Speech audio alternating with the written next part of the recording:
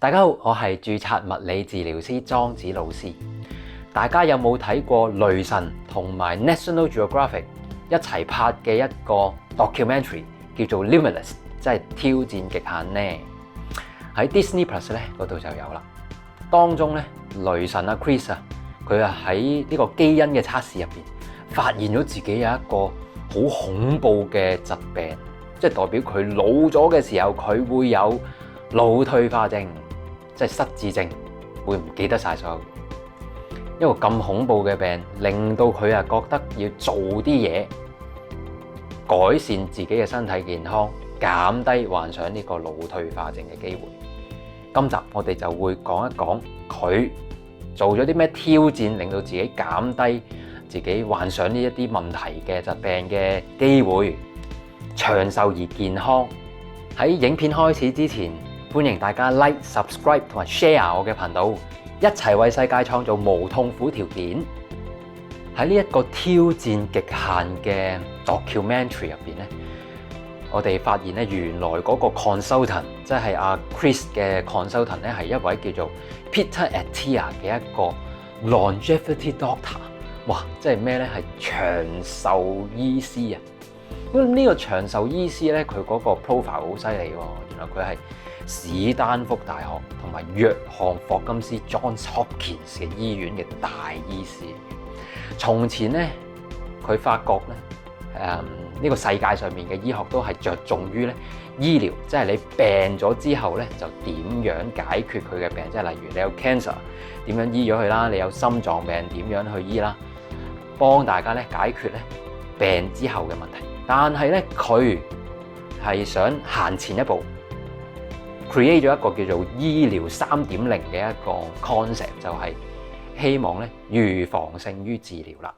哇！咁我睇咗佢嘅事蹟啦，同埋佢嘅醫療嘅一啲理念之後啦，我都非常之贊同。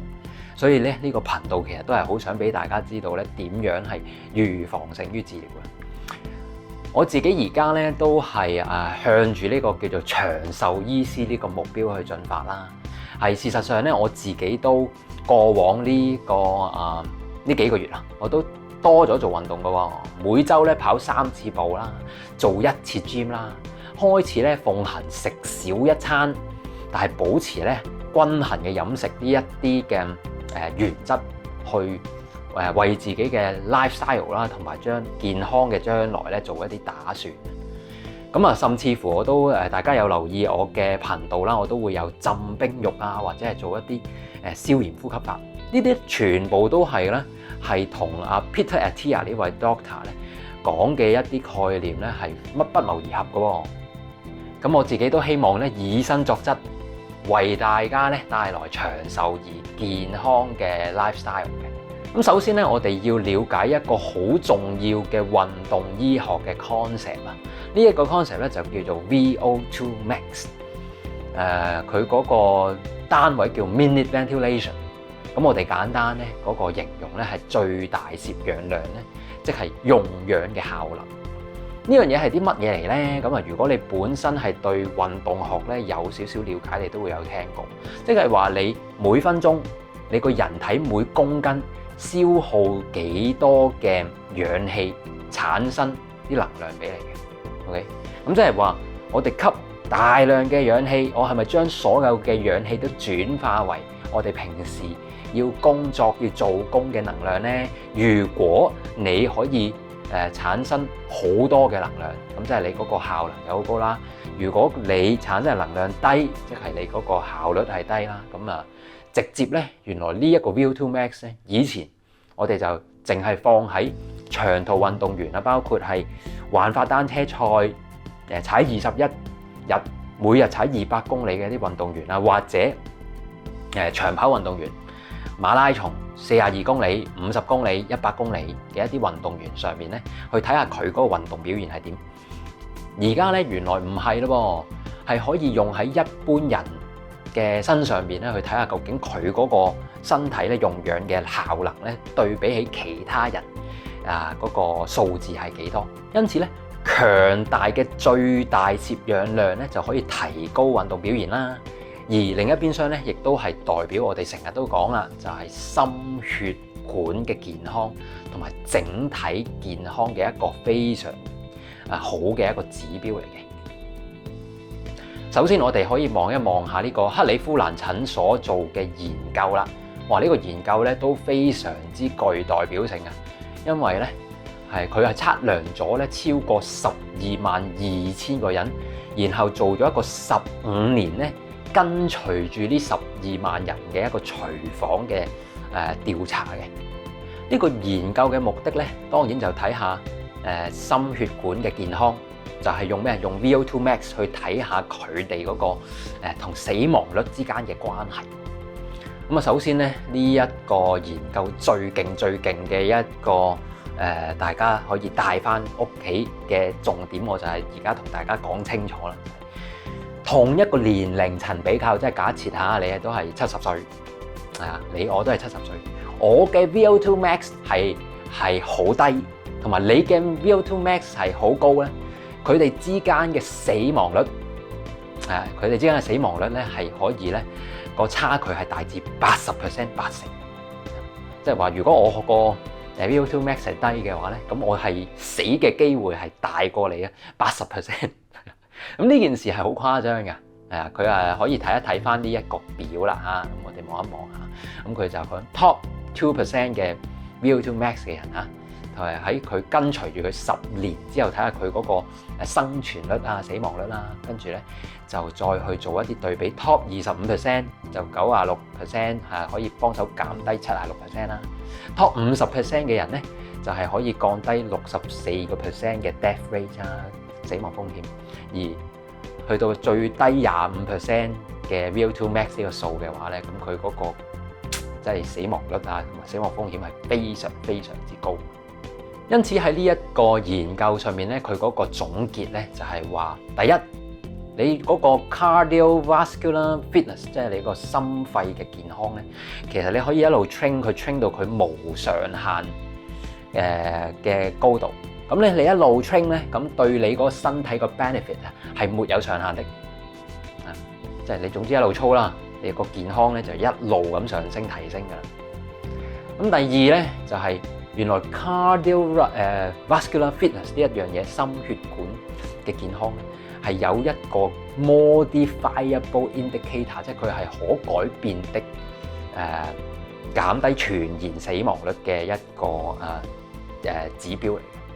咁有啲嘢我哋叫 non-modifiable， 即係不能夠改變嘅嘢咧，即係包括你嘅歲數啦、你嘅性別啦，呢啲係不能夠改變。咁但係呢一個心肺咧，你只要鍛鍊佢，你俾心機去改變佢，咁就可以令到你個死亡率減低喎。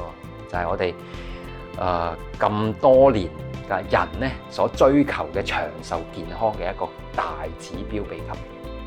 因此咧，作為healthcare professional 咧，我哋醫療系統入邊一個咁緊要嘅專業咧，我哋一定要鼓勵我哋嘅病人、我哋嘅朋友咧，係去達到而且係維持咧你自己身體咧最佳嘅心血管嘅狀態。以下咧，我哋再睇多一份報告咯，研究報告。2012年咧刊登喺 PubMed 嘅一個期刊研究報告上面咧，係 Cardiorespiratory Fitness as a Predictor of Dementia Mortality in Men and Women， 即係話針對腦退化症嘅一個研究嚟。原來最大攝氧量嘅分數咧，一路提高咧，仲可以降低呢個腦退化、痴呆症同埋認知能力下降嘅風險，從而咧保護咧大腦健康㗎噃。哇！原來改善 VO2 max 有咁多好處，咁我哋都要知下啦，點解佢會有咁多好處啦？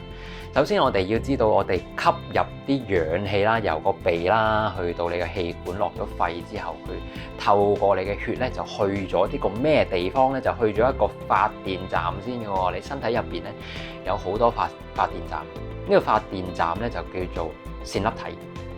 咁啲線粒體咧，你啲氧氣去咗呢一個 powerhouse 嘅時候，咁佢就會轉化成能量啦。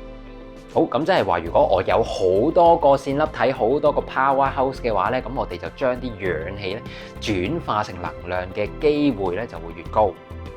任何方法可以令到我哋咧起多啲 powerhouse 發電站，我哋都要盡量去做。咁包括咧就係我哋只要增強我哋嘅心血管嘅健康，透過一啲啱嘅運動就可以令到啲細胞啊、啲線粒體咧上升，從而改善 VO2 max 啊。咁我哋都成日聽到咧好多嘅研究咧都發現咗最大攝氧量 VO2 max 同埋呢個全身嘅線粒體嘅含量之間咧存在一個咧正面嘅一個相關性嘅。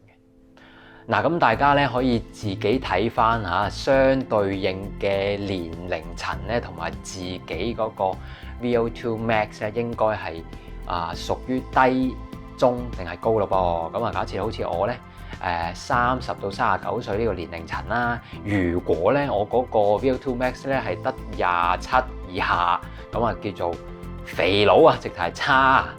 咁咧去到27.1到32.8嘅話咧，咁我就係叫做 fair 啦，普普通通啦。如果我係32.9到38.1咧，我就係屬於 good。咁如果38.2到47.9咧，我就叫做 excellent， 係啦。咁啊，再上到去真係運動員個 level 啦，我哋係大過48嘅。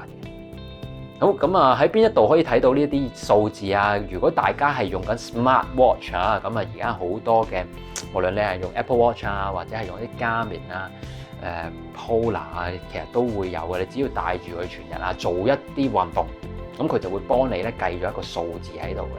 咁啊，大家可以望一望翻自己係咪用緊 smart watch 啊，好多都會有，因為佢只要 track 住你嗰啲血啊、心跳嘅狀態咧，佢就可以估算到一個數字俾你嘅。咁啊 Women 有呢個數啦，咁啊 Man 有一個數嘅，咁大家可以參考翻。咁啊，坊間有好多嘅參考數字嘅，咁都大同小異，大家可以望一望。而過往咧，我哋係有一個諗法咧，呢個 VO2 max 係好難改善咁，但係原來咧近年嘅研究都係指出，只要你持之以恆去做啱嘅運動嘅話，呢個數字係可以上升同埋提升。俾一啲好有趣嘅事實俾大家知下先啦。咁第一就係，如果你冇訓練你嘅身體，一般咧就係每年咧你呢個 VO2 max 咧就會下降1%，每年下降1%，一路落一路落。而世界上咧，我哋見到暫時最高嗰個 VO2 max 嘅一個人咧，就係咧我自己最中意睇嘅環法單車賽入邊嘅運動員，呢個叫做 Chris Froome， 係啊，非常之犀利嘅，多屆嘅環法比賽嘅冠軍嘅黃衫戰衣人物啊！原來佢咧嗰個 VO2 max 嘅數字就誇張啦，係去到88.2 milliliter per kg per minute。咁即係話佢吸咗佢哋氣落去咧，哇！佢全部啊都係變成能量，好誇張嘅。咁但係頭先我哋都講過啦嚇，如果係相對應嘅歲數係講緊20零啊、30啊、40係勁啲嗰啲50啦，但係佢係88.2啊，呢件事係非常誇張。但係佢係好瘦嘅啫喎，個上身，但下身咧佢就係好有肌肉嘅。OK， 咁而家咧我哋再睇一睇埋咧。Peter Attia 呢位長壽醫師啊，喺一次訪問上面咧，就去講下佢對於 VO2 max 啊同埋長壽嘅一啲關係。咁首先咧，佢就做咗一堆嘅訪問啦，就係問 OK， 你想你嘅人生最後嘅10年係點樣過？問一啲咁有人生意義嘅問題，梗係希望你去正視你其實而家個生活係點啊！嗱，咁佢咧就揾咗一堆人問咗一啲問題，咁佢發覺咧就好多人都會話咧，佢好想陪伴佢嘅親人啦，好想咧自己可以獨立生活啦。咁當然我哋都喺節目開頭都講過Chris 雷神啊。佢而家佢有小朋友，有一個美好嘅家庭，一個咁靚仔咁大隻，事業有成，咁全世界咁多人認識佢嘅人咧，其實嗰個人嗰個自我嘅感覺良好嘅程度去到咁高啊！咁啊問佢呢條問題嘅話，佢都係想希望我而家嘅生活都係為我嘅將來嘅屋企人，希望佢可以開開心心、快快樂樂啫。咁但係佢只要諗到佢去到70幾80嘅時候，可能係患上呢個失智症同埋腦退化嘅話咧，可能會成為別人嘅負累啊，或者係可能會自己失去一個自理嘅能力啊。呢樣嘢其實係好恐怖、好恐怖嘅事。咁所以各位觀眾咧，最後嘅10年，你想自己生命係點樣過咧？呢個係一個好有哲學嘅思考題啊！咁啊，呢一條問題佢哋係美國人啦，咁所以咧亦都有一啲好直接嘅答案嘅。佢哋就話希望咧係仍然堅持到一個好嘅性生活 ，having sex 啦。咁同埋咧，希望可以 hiking 喎，行山喎，可以上到斜路喎，1.5 miles 喎。希望好簡單喎 ，opening a jar 喎，即係佢哋嘅飲食入邊係中意食花生醬啊，同埋有好多可能打開個罐頭餵下啲貓貓狗狗啊 ，opening a jar， 因為其實係好難嘅。你老咗嘅話，你啲手震啊冇力嘅話，其實都係一個好難嘅事。上落樓梯可以自如啦嚇，咁呢個都係一啲好基本嘅嘢。咁但係其實就係啲咁基本嘅嘢咧，大家喺人生最後10年做唔做到咧？如果要大家咧人生最後10年嘅時候仍然係長壽健康，究竟我哋要做咩運動？點做法？係咪要好辛苦？係咪同今天開始咧，一日24小時都要做運動，而且做啲好 hardcore 嘅嘢咧？恭喜大家 ，no！ 咁啊，呢位長壽醫師咧 Peter Attia 咧提出咧呢個叫做 Zone 2 exercise。好，咁首先要個概念知道咧咩叫 zone 啦。咁然後原來咧我哋身體咧嗰個心跳大家都知啦，做得好輕鬆嘅時候咧佢就慢慢跳啦，做得好辛苦嘅時候佢就會跳得好高。一般咧我哋嗰個心跳咧靜止狀態咧60到70，一個正常成年人。然後咧如果你而家突然間要追巴士跑得好辛苦嘅話，佢可以 hit 到上去170、180甚至乎190嘅一個數嘅。咁我哋有一個 maximum heart rate 嘅。咁我哋咧喺呢個 Zone 2嘅 training 入邊咧，即係我哋如果分 1、2、3、4、5，最高係5。原來我哋只需要做咧 Zone 2嘅啫噃。咁 Zone 2咧嗰個意思咧就係你做一啲慢跑、踩單車或者好輕鬆咁游水，將你個 maximum heart rate 你個最高心跳率咧嘅60到70%， 60%。maintain 即係維持住咧30到45分鐘，咁就可以咧達至到呢一個健康嘅效益。哇！咁真係原來唔係好複雜嘅啫喎，即係喺個公園嗰度踱下步啊，慢慢行都可以做到呢個效果嘅喎，唔使做得好辛苦嘅喎。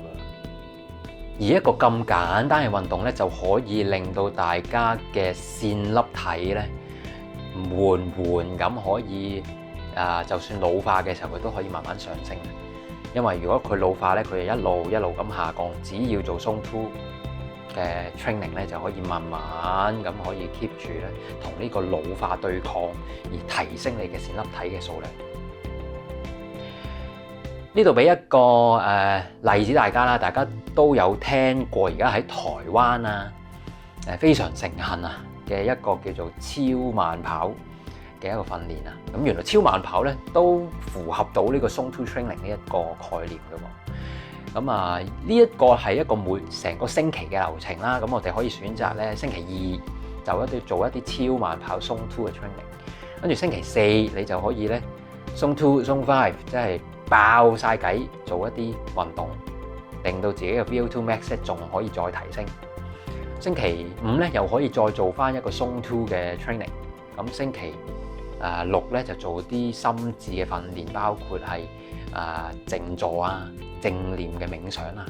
星期日咧，我哋再配翻一個 Zone 2嘅 training 咧，就係一個整體嘅概念啦。咁亦都符合咧我哋好出名講一個8-2定律嘅，一個星期入邊有80% 嘅時間用 Zone 2上面，20% 係 Zone 5嘅 training 入邊。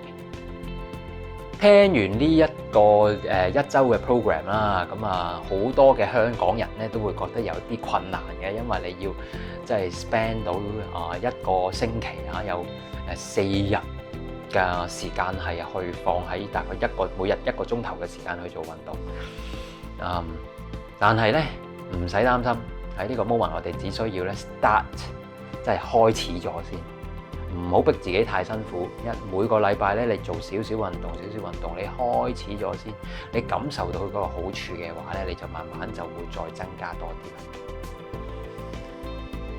除咗做運動之外啦，呢度咧都有個 side track 俾大家知清楚嚇。咁原來Peter Attia 醫師咧，佢都係提醒翻現代人咧，睡眠是很重要的。嗱，佢甚至乎喺呢個訪問入邊啦，佢係講過一句説話，就係覺得佢嘅身體嘅健康問題啊、疾病啊，有機會咧透過一個星期好好地瞓覺，可以改善咧80%嘅健康問題。我自己都有一個感悟嘅，我完全同意佢嘅説話嘅。咁因為我都係有同大家講過啦，我有二型糖尿啦，即係準備有啊，未係完全有，因為我媽媽有嘛，我嗰個數字係唔靚。仲有咧就係我有少少濕疹嘅，我好明顯，如果我瞓唔夠覺嘅時候咧，咁第2日、第3日咧就會開始有少少啲濕疹出嚟。咁所以我係非常同意現代人係完全唔夠瞓。咁Dr. Peter Attia 咧都係提醒翻大家，盡量揾翻啲時間好好休息，喺瞓覺、運動、工作、生活上面咧係一個整體嘅協調咧，個人先至係有意思同埋生活得愉快。咁呢一幅圖咧，亦都係我做出嚟啦。咁我哋叫做長壽而健康，壽而康。咁我哋需要咧呢個4個大層面嘅好好去努力改善先得㗎。第1睡眠啦，第2飲食，第3運動，第4咧就係一啲心智嘅訓練。咁呢4樣嘢咧，真係大家咧慢慢去感受下佢嘅好處同埋佢嘅威力。嚟緊咧，莊子老師咧都會有一啲運動班體能運動班，咁同埋一啲健康嘅小貼士俾大家，咁大家可以留意下嘅。咁呢個運動班我叫做心歸動藥，心歸動藥，以運動作為一粒藥。大家有冇留意呢個藥字其實係好得意嘅？藥字如果冇咗草花頭咧，就係樂，快樂個樂。原來咧你有一啲草藥加落去個快樂嗰度，草加落個快樂嗰度咧，就會變成一種藥啦嚇。呢個好得意。咁開心快樂嘅一啲健康模式、運動嘅模式、睡眠嘅模式、飲食嘅模式，呢啲綜合落去咧，都係可以令到大家咧快樂、健康、長壽嘅。咁大家可以留意下我嘅一啲資訊啦。今集咧講長壽健康嘅秘笈咧就到呢度啦。我都好想咧成為大家嘅長壽醫師啊！因此咧，而家有好多免費嘅方法噶咯喎，喺莊子老師 YouTube 頻道上面有消炎呼吸法啦，亦都有呢一個浸冰水嘅一啲秘笈，安全浸冰水嘅4個步驟，咁大家可以去重溫下佢。咁亦都建議大家去睇下呢一個 Limitless 呢一個documentary， 因為係好有深刻感受，我自己睇完係好感動嘅。咁希望大家咧都從中有一啲得着。如果大家咧對於長壽健康嘅秘笈有任何嘅 comment 咧，歡迎大家咧可以喺留言區嗰度問翻我，我都會盡量同大家解答嘅。下次見，拜拜。